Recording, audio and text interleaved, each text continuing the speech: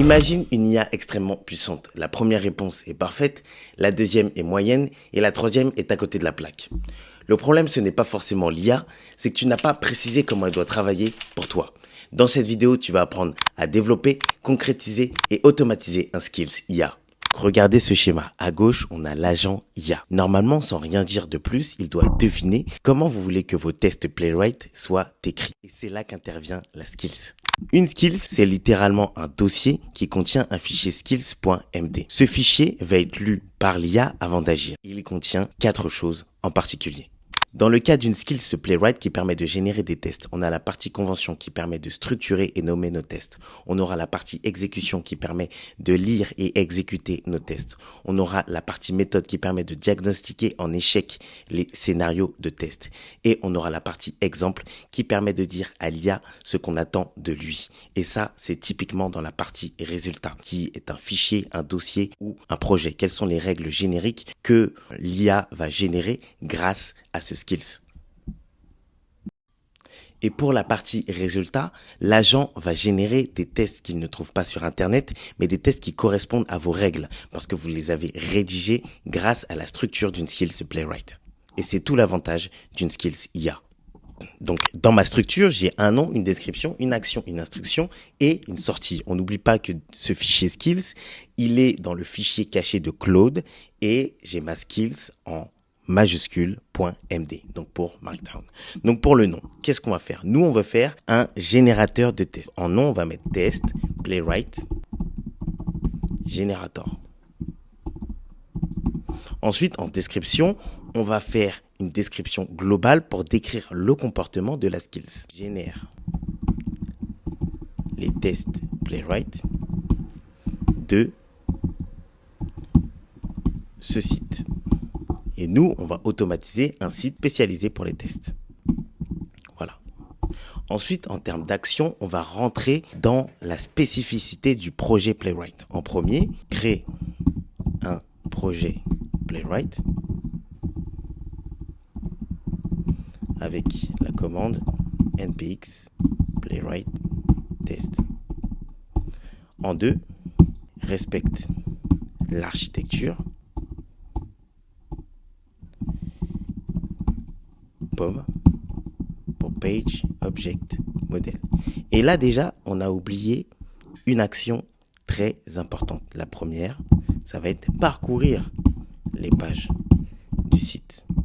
Car sans ça, on ne peut pas avoir notre projet de test automatisé. Parcours les pages du site et là, on lui spécifie le lien du site. Comme ça, Claude va pouvoir se diriger directement sur le site en question.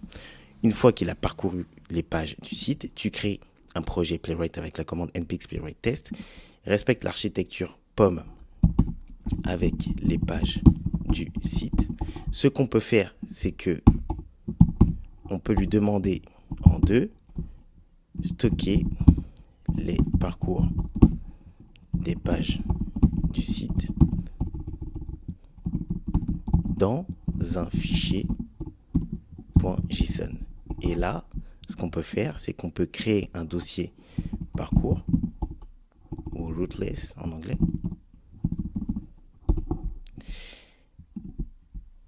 Et on peut lui demander de stocker les parcours des pages du site dans le dossier rootless.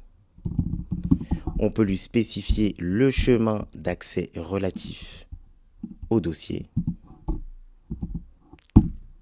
Et on lui demande de stocker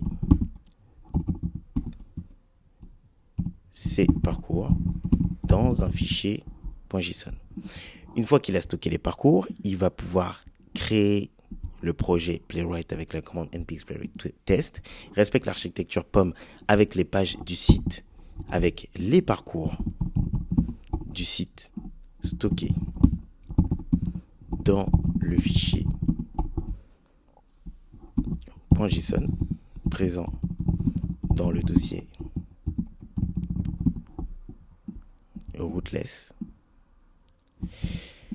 Une fois qu'il a fait ça en 4, pardon. Alors là, je vais modifier le nom des actions. 1, 2, 3, 4 et 5. En 5, qu'est-ce qu'on va faire? Une fois qu'on a stocker et générer l'architecture pomme. Qu'est-ce qu'on doit faire? On doit exécuter les scénarios de test. Scénario de test. 5. Stocker le rapport HTML de la suite des suites de tests exécutées dans un dossier. Donc là, on peut créer encore un dossier. On va lui dire un dossier résulte. Donc stocker le rapport HTML des suites de tests exécutées dans le dossier résulte. Et là, ce qu'on peut faire, c'est qu'on peut décrire carrément l'architecture du projet. Décrire l'architecture du projet. Alors, vous allez comprendre pourquoi je fais ça. Ici, décrire l'architecture du projet. Tac. On peut décrire l'architecture du fichier JSON. Et cette skills, pourquoi je fais ça? Parce que je vais pouvoir donner cette skills à ChatGPT pour qu'elle puisse la corriger et avoir une skills la plus complète possible.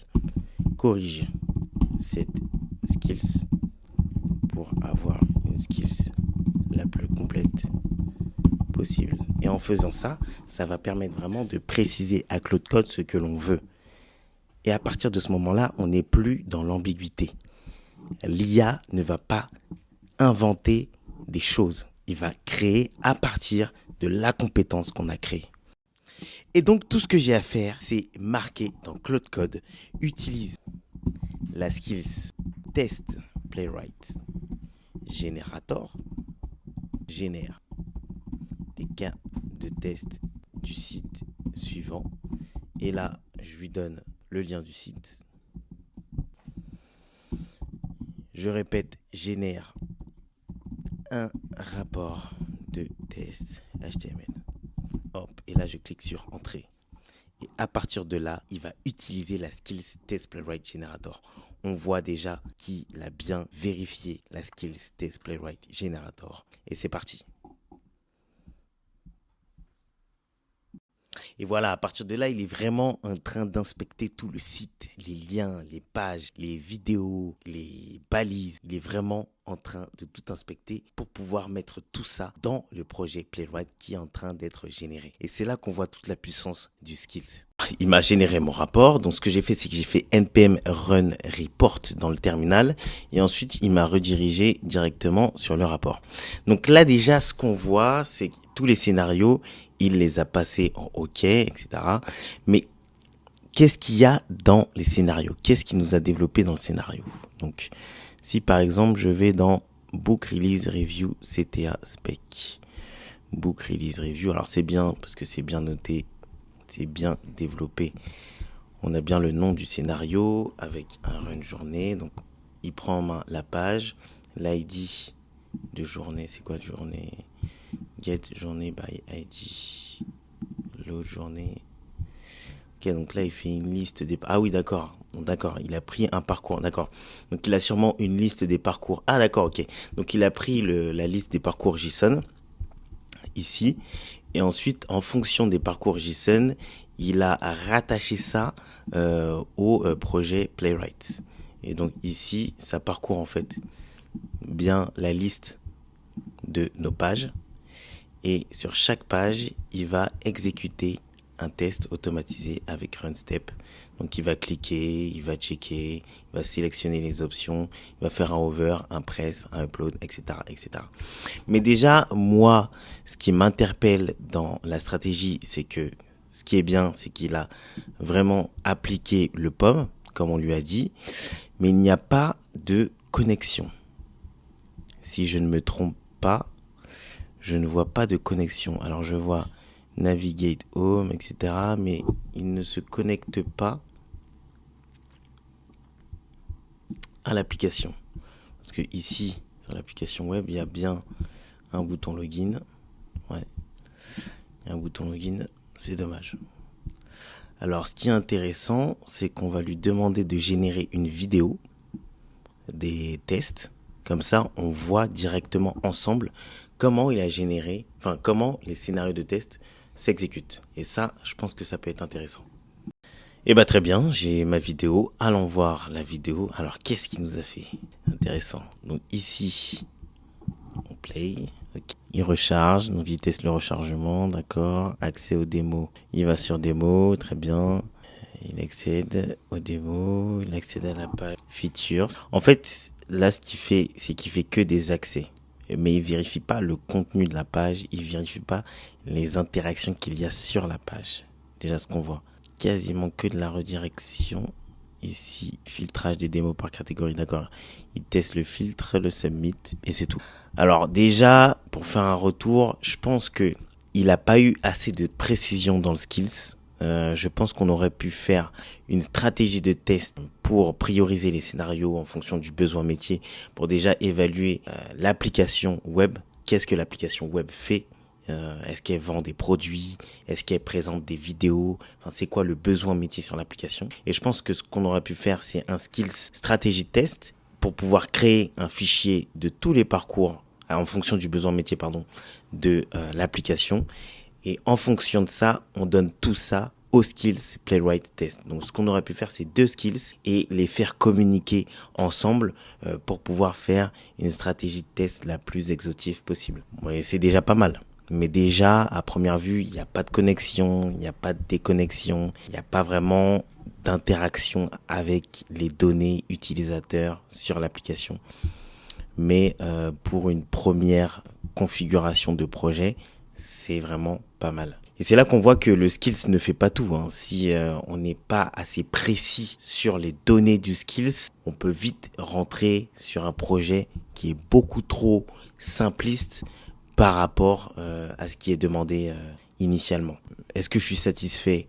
On va dire oui et non. Je suis un peu mitigé. Je pense qu'on aurait pu aussi améliorer et faire beaucoup plus de skills. Mais déjà, le thème de la vidéo, c'était de travailler sur un skills. Là, on a pu voir la puissance d'un skills qui est intéressant. Et ben voilà, c'est la fin de cette vidéo. Je t'ai mis le projet qui est généré par Claude Code dans la description. N'hésite pas à liker et à partager. Ça m'aide pour le référencement. Et à plus pour une prochaine vidéo. Je pense que sur la prochaine vidéo, on va faire interagir plusieurs skills ensemble avec un orchestrateur. Et à plus pour une prochaine vidéo.